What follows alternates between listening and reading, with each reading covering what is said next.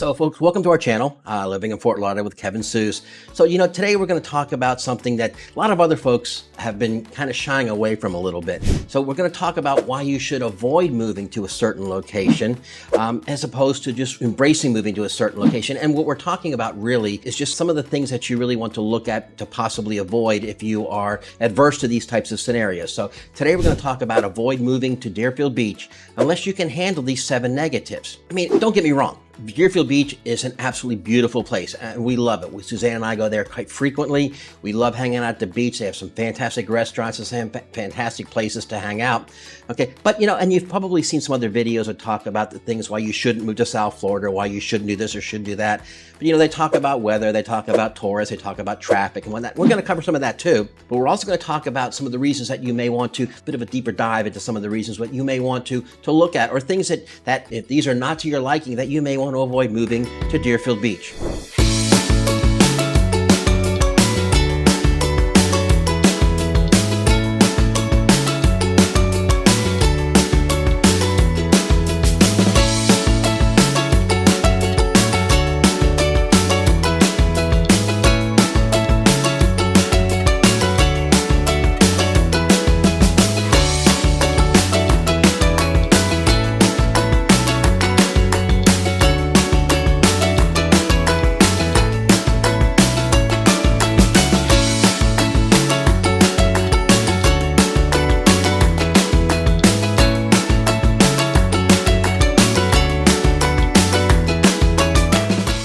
So reason number 1 is that Deerfield Beach is exactly that. It's a beach. It's broken into 2 areas. There's West Deerfield, which is to the west of Federal Highway, or Route 1 for those of you that are not from South Florida.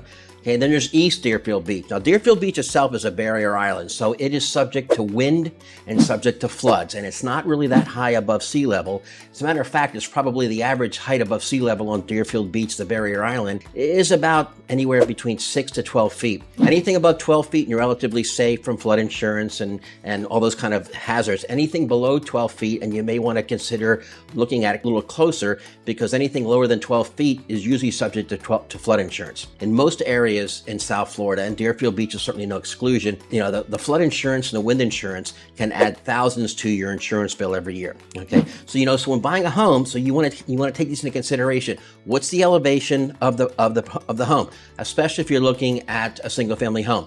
If you're looking at a condo, typically they're raised up a little bit, but you also want to make sure that you've got adequate insurance from a wind perspective, because the wind coming off the Atlantic, especially during hurricane season, which we will talk about a little bit later, can be very, very strong. Folks, I'm going to encourage you very, very strongly, research the insurance requirements for the properties that you're looking at. If you're not sure, please feel free to reach out to experts like my team and I and ask us our opinion. We'll give you elevation. We'll tell you what the rules are. We can even go back and quote you some of the revised FEMA statistics as far as where the floodplains are.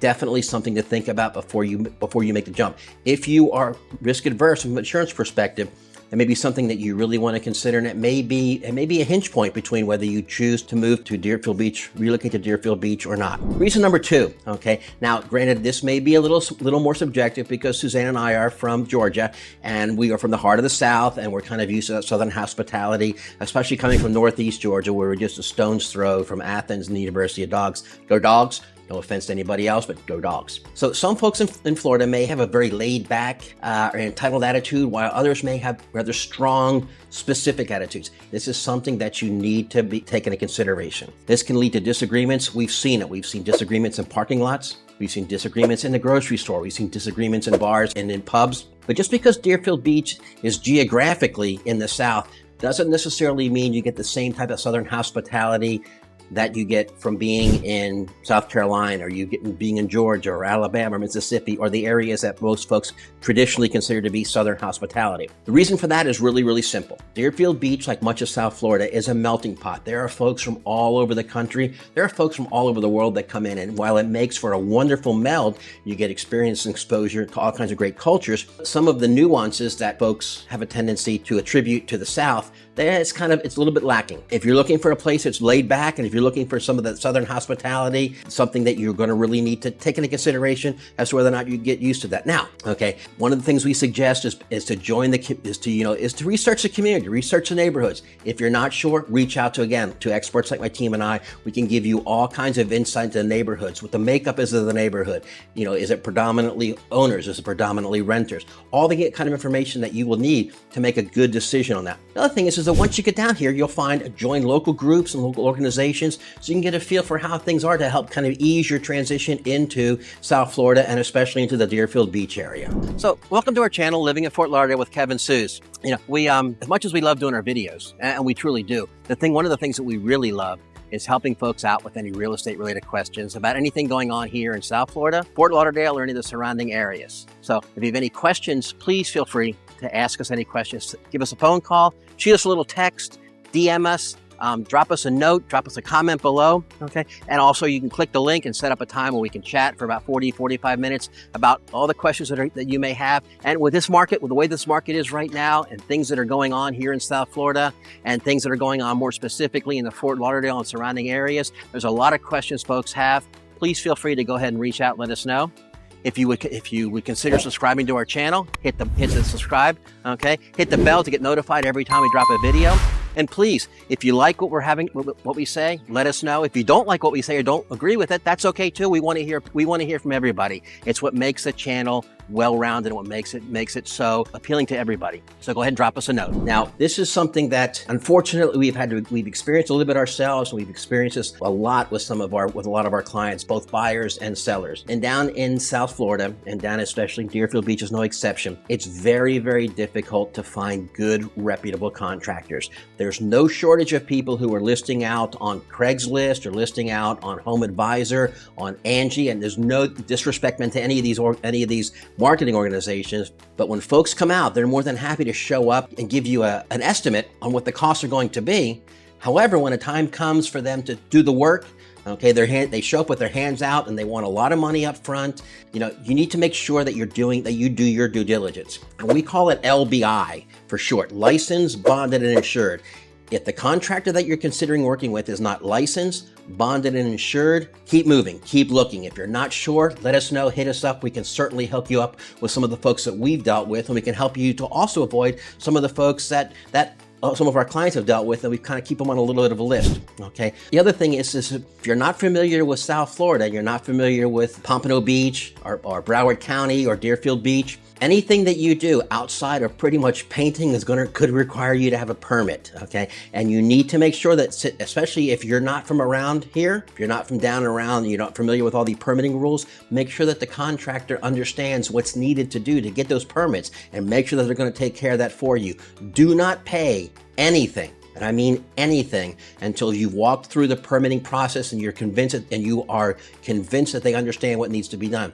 As a matter of fact, I would take it so far as to say that if the contractor really wants your business, it's worth an investment of their time and a little bit of their money to go ahead and file for the permit on your behalf. Once the permit's issued, then you know that the contractor is licensed, bonded, and insured, because the localities will not issue permits to unlicensed and uninsured contractors.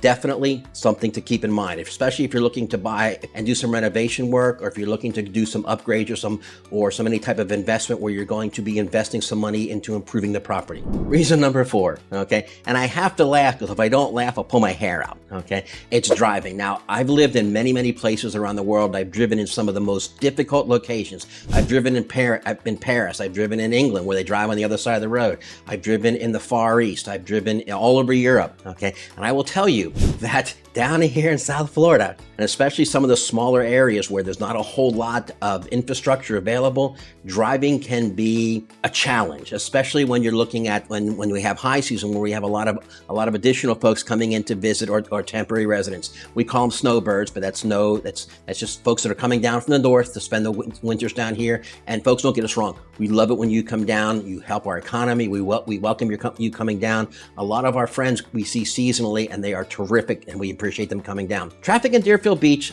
particularly during the peak season, because that's such a smaller area, especially to the east of Federal Highway. There are a lot more homes and a lot more condos than there is road space. It can become very, very congested. This can also lead to very long commutes, especially if you're trying to get across one of the bridges, one of the drawbridges, where the drawbridge is going to be there every hour and a half or every hour and a quarter, okay? But folks, I'll tell you, by planning your route a little bit in advance, by taking advantage of some public transportation, Suzanne and I have gotten to know Uber and Lyft very, very well down in South Florida. When we go anywhere close to the beach, we're typically taking either Uber or Lyft. So it just makes things a little bit easier. Plus, if you take Uber or Lyft, you don't have to worry about parking, and parking does become a little bit of a challenge, especially when it gets crowded.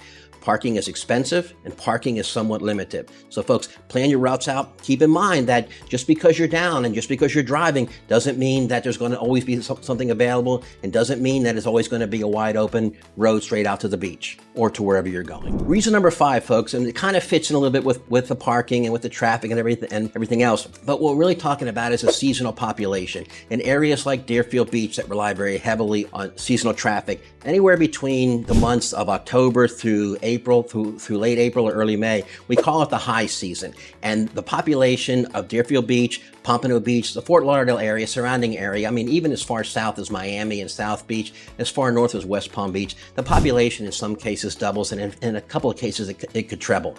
So you need to make sure that you're aware of that and you're ready for that. Fort Lauderdale averages about 33 million visitors a year. And I can tell you, while most of them don't stay for more than a week or two, having that many people coming into this area can really, really cause some congestion. It can cause some backups. It can cause a lot of delays in getting into restaurants, getting into shopping. Okay, it makes it difficult if you want to go play golf. Sometimes the wait lines for the tee times are significantly longer. Folks, if you're a resident down here, or if you're looking to becoming a resident down here in South Florida, maybe plan some of those activities toward the off season to avoid the clouds. Okay. Also explore some of the less touristy areas of the Deerfield Beach. One of the areas that we love is we call Deerfield Beach Island. It's absolutely fantastic.